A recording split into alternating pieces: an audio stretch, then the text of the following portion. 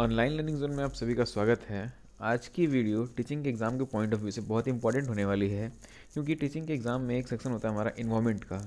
और उसी सेक्शन से हमने एक बहुत ही इंपॉर्टेंट टॉपिक चूज़ किया है, पर्यावरण कानून एवं अधिनियम का। और इस टॉपिक से टीचिंग के एग्ज़ाम जैसे कि हमारा यूपी टेट हो गया, सी टेट हो गया, सुपर टेट, इन सब एग्ज़ाम्स में बहुत सारे क्वेश्चंस पूछे जाते हैं। और हाँ, ये वीडियो ऑब्जेक्टिव टाइप वीडियो होने वाली है, यानी कि इसमें हम लोग ऑब्जेक्टिव टाइप क्वेश्चन डिस्कस करेंगे। और और साथ ही साथ उस क्वेश्चन से रिलेटेड जितने भी इंपॉर्टेंट पॉइंट होंगे उन सारे पॉइंट को भी डिस्कस करेंगे। तो चलिए शुरू करते हैं आज की टॉपिक, पर्यावरण कानून एवं अधिनियम। सबसे सबसे पहला क्वेश्चन है हमारा, ओजोन दिवस 16 सितंबर को मनाया जाता है, यह कब निर्धारित किया गया? यहाँ पर चार ऑप्शन दिए गए हैं, जिसमें से सही आंसर है 1987 मॉन्ट्रियल सम्मेलन में। जो मॉन्ट्रियल सम्मेलन है, ये ओजोन परत को बचाने के लिए पहला अंतर्राष्ट्रीय सम्मेलन था। और ये 16 सितंबर 1987 को आयोजित हुआ था, जिसके कारण 16 सितंबर को ओजोन दिवस मनाया जाता है। तो इस क्वेश्चन का जो सही आंसर है वो है 1987 मॉन्ट्रियल सम्मेलन। अब बात करते हैं जो बाकी के हमारे बचे ऑप्शंस हैं उनके बारे में। सबसे जो दूसरा ऑप्शन हमारा बी, 1973 अंतर्राष्ट्रीय मानव पर्यावरण सम्मेलन। तो यहाँ से आप लोग देख सकते हैं जो अंतर्राष्ट्रीय मानव पर्यावरण सम्मेलन है वो 1973 को आयोजित हुआ था। और इस सम्मेलन में कुछ इम्पोर्टेंट बातें हैं।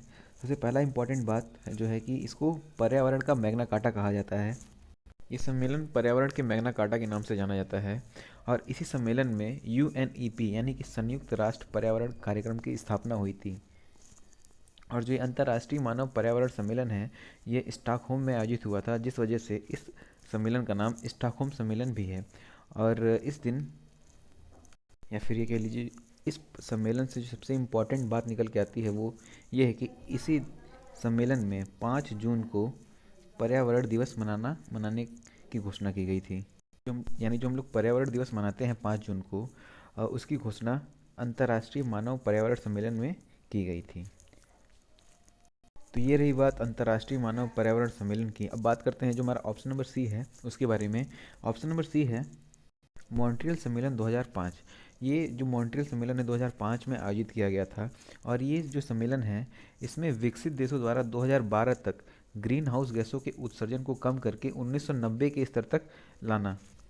यानी 1990 में जो ग्रीन हाउस गैस का स्तर था वो 2012 तक उतना ही स्तर तक लेकर लाने का टारगेट रखा गया था।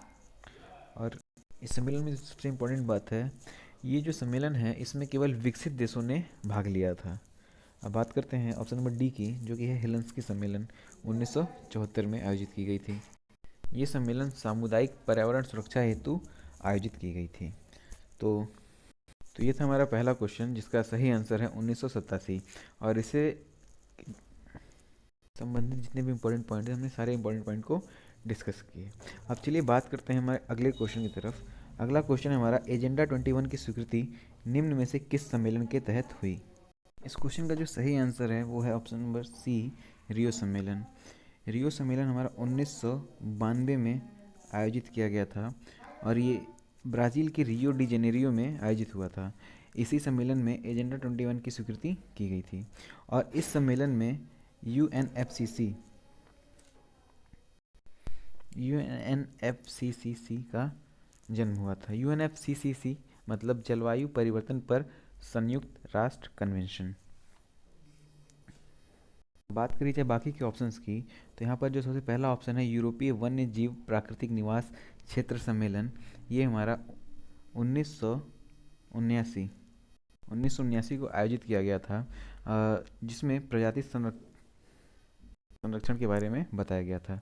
और हमारा जो ऑप्शन नंबर बी है, वियना सम्मेलन, ये 1985 को आयोजित किया गया था। और ये जो सम्मेलन है ओजोन स्तर के संरक्षण हेतु आयोजित किया गया था।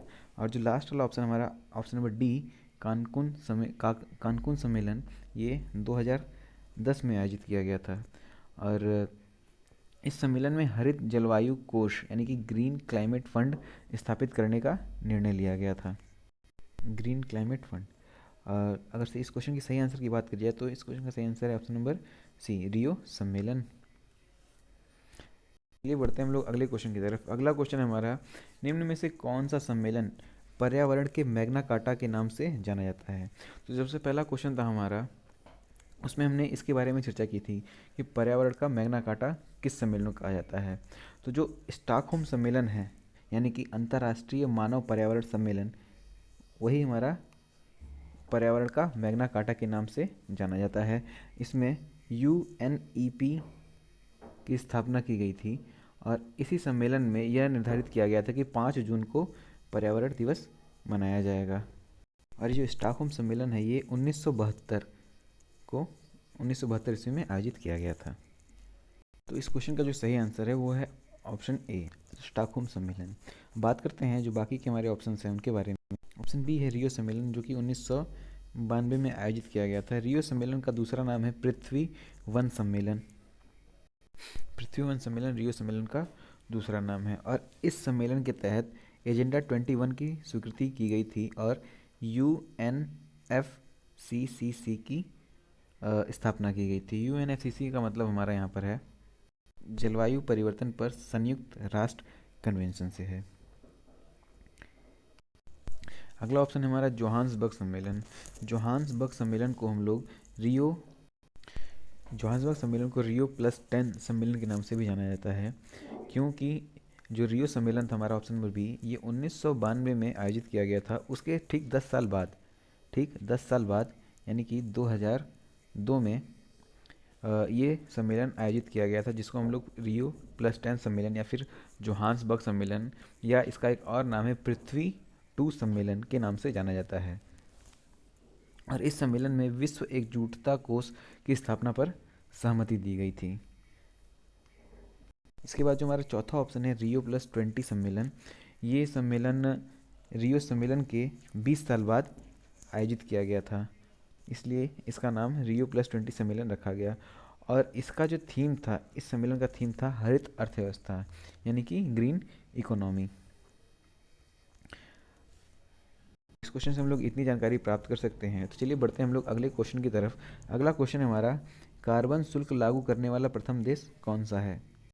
तो इस क्वेश्चन का सही आंसर है न्यूजीलैंड। कार्बन शुल्क लागू करने वाला प्रथम देश हमारा न्यूजीलैंड है।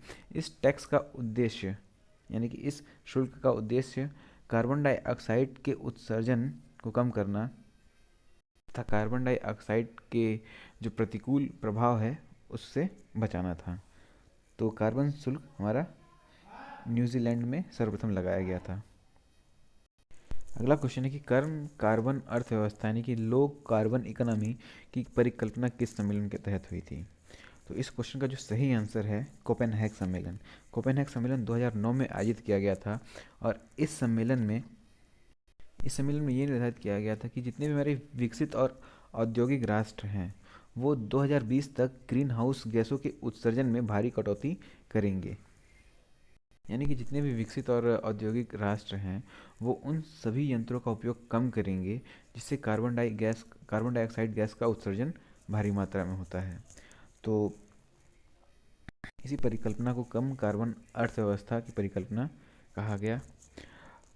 तो इस क्वेश्चन का जो सही आंसर है वो कोपेनहेग सम्मेलन है।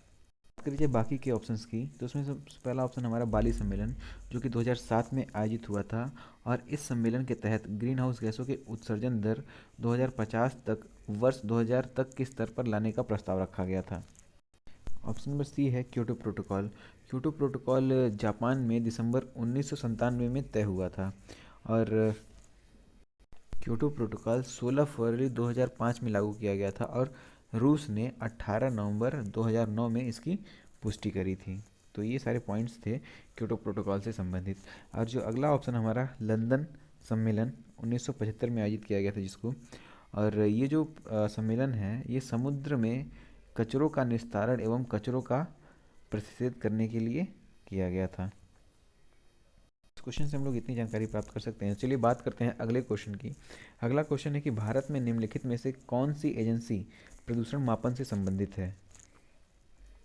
इस क्वेश्चन का जो सही आंसर है वो है हमारा केंद्रीय प्रदूषण नियंत्रण बोर्ड, यानी केंद्रीय प्रदूषण नियंत्रण बोर्ड प्रदूषण मापन से संबंधित है। और ये जो केंद्रीय प्रदूषण नियंत्रण बोर्ड है यानी कि सेंट्रल पोल्यूशन कंट्रोल बोर्ड, इसका आयोजन 1974 में हुआ था। अगला क्वेश्चन है कि वन्य जीव सुरक्षा अधिनियम कब पारित किया गया था। इस क्वेश्चन का जो सही आंसर है वो है ऑप्शन नंबर डी, 1972 में। 1972 में वन्य जीव सुरक्षा अधिनियम पारित किया गया था और इस अधिनियम में जो अवैध शिकार और व्यापार है उसको रोकने के लिए जुर्माना और दंड का प्रावधान किया गया था। यानी कि ये जो वन्य जीव सुरक्षा अधिनियम है अवैध शिकार से संबंधित था। अब बात करते हैं अगले क्वेश्चन की। अगला क्वेश्चन है कि पर्यावरण संरक्षण अधिनियम कब पारित हुआ था। तो जो पर्यावरण संरक्षण अधिनियम है यह 1986 को पारित हुआ था, यानी जो ऑप्शन नंबर सी है वो सही है। अगला क्वेश्चन है कि निम्न में से कौन सी अंतर्राष्ट्रीय संस्था पूरे विश्व में पर्यावरण सुरक्षा का देखभाल करती है। तो इस क्वेश्चन का जो सही आंसर है वो है ऑप्शन नंबर ए, WWF, यानी कि world wide fund for nature. World wide fund for nature की स्थापना 1961 में की गई थी और यह प्रकृति के संरक्षण के लिए एक अंतर्राष्ट्रीय गैर सरकारी संगठन है। ध्यान रखिएगा ये गैर सरकारी संगठन है, WWF। अब बात करते हैं अगले क्वेश्चन की कि वातावरण में क्लोरोफ्लोरोकार्बन उत्सर्जन पर प्रतिबंध लगाने संबंधी प्रथम प्रोटोकॉल कहाँ बनाया गया था। तो इस क्वेश्चन का जो सही आंसर है ए।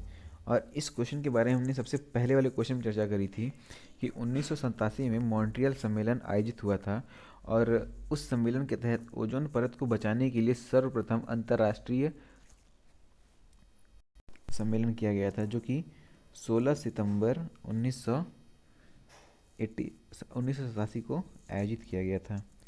तो इस क्वेश्चन का जो सही आंसर है वो है ए, मॉन्ट्रियल में। अगला क्वेश्चन है कि CFC में से ओजोन परत को बचाने के लिए तैयार की गई अंतर्राष्ट्रीय संधि का नाम क्या है। तो इस क्वेश्चन का जो सही आंसर है वो है हमारा option number b, Montreal protocol. Montreal protocol में ही ये डिसाइड किया गया था कि ओजोन परत को किस प्रकार से सुरक्षित किया जा सकता है। तो इस क्वेश्चन का सही आंसर है बी। अब बात करते हैं अगले क्वेश्चन की। अगला क्वेश्चन है कि क्योटो प्रोटोकॉल का संबंध है। क्योटो प्रोटोकॉल जलवायु परिवर्तन से है। क्योटो प्रोटोकॉल के बारे में हमने अभी पिछले वाले क्वेश्चन में चर्चा करी थी। क्योटो प्रोटोकॉल ग्रीन हाउस गैसों की पहचान के लिए जाना जाता है और जो भूमंडलीय तापन है, भूमंडलीय तापन को कम करने के लिए क्योटो प्रोटोकॉल का आयोजन किया गया था। और ये जो क्योटो प्रोटोकॉल है ये जापान में 1997 को तय हुआ था और 16 मार्च 1998 को हस्ताक्षर के लिए प्रस्तुत किया गया था और 16 फरवरी 2005 में लागू किया गया था और रूस ने इसको 18 नवंबर 2009 में मंजूरी दी थी। ये सारी बातें क्योटो प्रोटोकॉल से संबंधित हैं। चलिए देखते हैं अगला क्वेश्चन क्या है। अगला क्वेश्चन है कि भारतीय संविधान का कौन सा अनुच्छेद पर्यावरण संरक्षण को प्रत्येक नागरिक के मौलिक कर्तव्य के रूप में पहचान कराता है। तो इसका सही आंसर है ऑप्शन नंबर बी, अनुच्छेद 51A। जो हमारा अनुच्छेद 51A है इसमें पर्यावरण संरक्षण को नागरिक के मौलिक कर्तव्य के रूप में लाया गया था और इस अनुच्छेद के अनुसार भारत के प्रत्येक नागरिक का यह कर्तव्य होगा कि वह प्राकृतिक पर्यावरण की, जिसके अंतर्गत वन, झील, नदी और जितने भी वन्य जीव हैं वो सब आते हैं, उनकी रक्षा करें और उसका संवर्धन करें तथा प्राणी मात्र के प्रति दया भाव रखें। ये सारी बातें अनुच्छेद 51A के तहत बताई गई हैं। तो चलिए बात करते हैं अगले क्वेश्चन की। अगला क्वेश्चन है कि वन संरक्षण अधिनियम के अनुसार किसकी खेती गैर वन्य गतिविधि है। तो पहला ऑप्शन है चाय, फिर दूसरा है रबड़, सी है शहतूत और लास्ट है सभी। तो जो गैर वन्य गतिविधि है उसमें हमारा चाय की खेती, रबड़ की खेती, शहतूत की खेती सभी सम्मिलित हैं। तो इस क्वेश्चन का जो सही आंसर होगा वो होगा ऑप्शन नंबर डी। अगला क्वेश्चन हमारा मिलान करने वाला है। इसमें एक तरफ दिए हुए कुछ अधिनियम के नाम और दूसरी तरफ उस अधिनियम के आयोजित होने की तिथि दी गई है। तो चलिए सॉल्व करते हैं इसको। सबसे पहला है पर्यावरण सुरक्षा अधिनियम। तो जो पर्यावरण सुरक्षा अधिनियम है वो 1986 को आयोजित किया गया था। यानी सबसे पहले ए वाला जाके मिलेगा 2 से। फिर दूसरा है वन्य जीव सुरक्षा अधिनियम। वन्य जीव सुरक्षा अधिनियम 1972 को आयोजित हुआ था या फिर लागू हुआ था। तो ये हो गया हमारा दूसरा। फिर वन संरक्षण अधिनियम, हमने अभी बात करी, वन संरक्षण अधिनियम 1980 को आयोजित किया गया था, यानी कि ये तीसरा है। और लास्ट हमारा बचा जल प्रदूषण निवारण तथा नियंत्रण अधिनियम, ये 1974 को लागू किया गया था। तो जो हमारा सही आंसर होगा वो है 2 सॉरी 1 वेट अ मिनट 3 4 1। इसमें से हमारा जो सही मेल खा रहा है 2 3 4 1, यानी कि ऑप्शन नंबर डी सही आंसर है। तो आई होप आप लोग को ये वाला क्वेश्चन भी क्लियर हुआ होगा। तो इस वीडियो में बस इतना ही। अगर से आप लोग को ये वीडियो पसंद आती है तो प्लीज़ आप लोग इस वीडियो को लाइक करिए और जितना हो सके इस वीडियो को शेयर करिए। और अगर से आप लोगों ने सब्सक्राइब नहीं किया है इस चैनल को तो प्लीज़ आप लोग इस चैनल को सब्सक्राइब करके बेल आइकन को ज़रूर दबाएं। तो मिलते हैं अगली वीडियो में, तब तक के लिए थैंक यू सो मच।